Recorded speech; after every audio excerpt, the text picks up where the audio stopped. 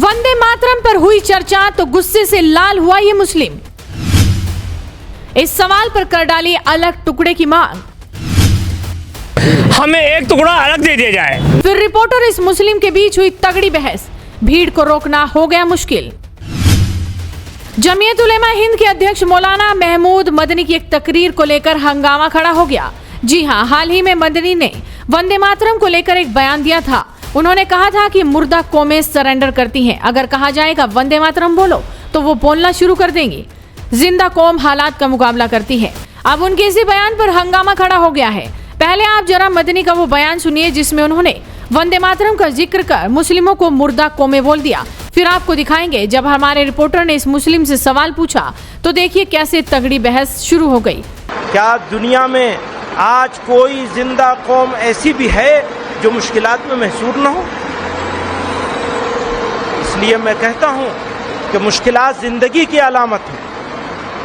मुर्दा कौमें मुश्किलात में मुब्तला नहीं होती, वो तो सरेंडर कर देती है।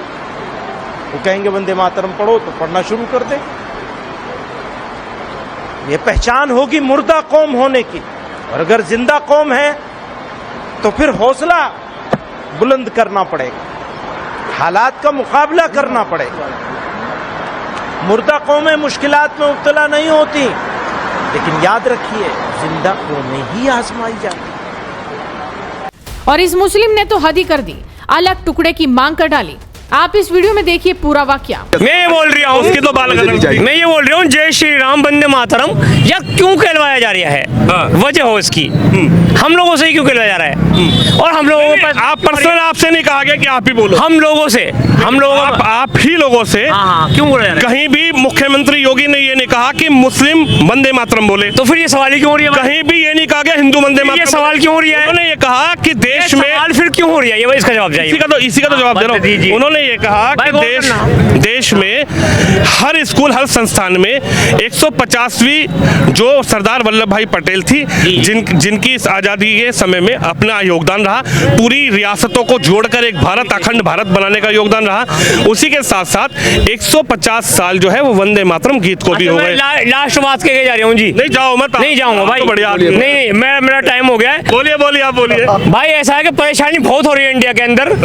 हमें एक टुकड़ा अलग दे दिया जाए, हमें एक टुकड़ा अलग दे दिया जाए, हमें एक टुकड़ा अलग दे दिया जाए। नहीं, बिल्कुल गलत बात, बिल्कुल नहीं। टुकड़ा कौन सा अलग किस चीज? इंडिया में दिया जाए ना, बाहर छोड़ दिया जाए। बिल्कुल गलत। मैं इसका परेशानी से कह रहा हूँ ना भाई। आप अपनी परेशानी से कह रहे हैं। हाँ, मैं अपनी गलत है। मैं यहाँ गलत हूँ। बिल्कुल गलत है। आप एक टुकड़ा क्यों मांग रहे हैं? ऐसा क्या जुल्म हो गया? आप या फिर मुख्यमंत्री बदला जाए। भारत का मुसलमान कहीं नहीं जाएगा, हिंदुस्तान के अंदर ही रहेगा और मरेगा भी। कहीं नहीं जाएगा, कहीं नहीं जाएगा। कह रहा है यहीं रहेंगे, यहीं दफन होंगे, यहीं पैदा हुए। कह रहे हो अलग टुकड़ा मिलना चाहिए। मैं कह रहा हूँ इंडिया में ही टुकड़ा मिल देता हूँ मैं। इंडिया को क्यों खंड करना है क्या? भाई खंडन क्यों करना है?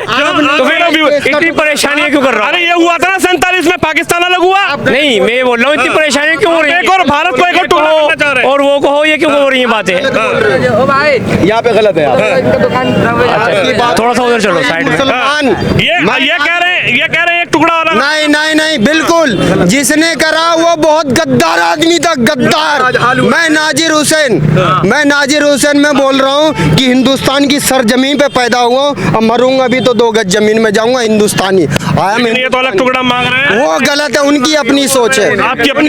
मेरी अपनी सोच। वंदे मातरम को लेकर क्या सोच है आपकी? मेरी वंदे मातरम, मैं स्टूडेंट हूँ, ठीक है। मैं बिल्कुल स्टूडेंट हूँ, मैं अभी BA फर्स्ट ईयर में हूँ। अच्छा, पढ़ाई कर जी।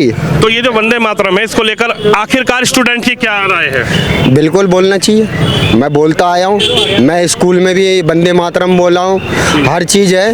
वंदे मातरम हमारी बोलना चाहिए, अच्छी बात है। लेकिन कुछ लोग कह रहे हैं कि साहब मुस्लिम इस्लाम धर्म में वंदे मातरम का कोई औचित्य नहीं है, इसका कोई अर्थ नहीं। देखो, तो मानने वाली बात है। मैं तो स्टूडेंट हूँ, मैं तो बोलूँगा। मैं इस्लाम को भी मानता हूँ, मैं हिंदुस्तानी हूँ, मैं बोलूँ, मुझे कोई एतराज नहीं। तो देखा आपने इस सवाल पर कैसे इस मुस्लिम ने अपना आपा खो दिया। आपको क्या लगता है? आप भी इस खबर पर अपनी राय रखिए, साथ ही इस वीडियो को शेयर कीजिए और जुड़े रहिए न्यूज पत्र के साथ।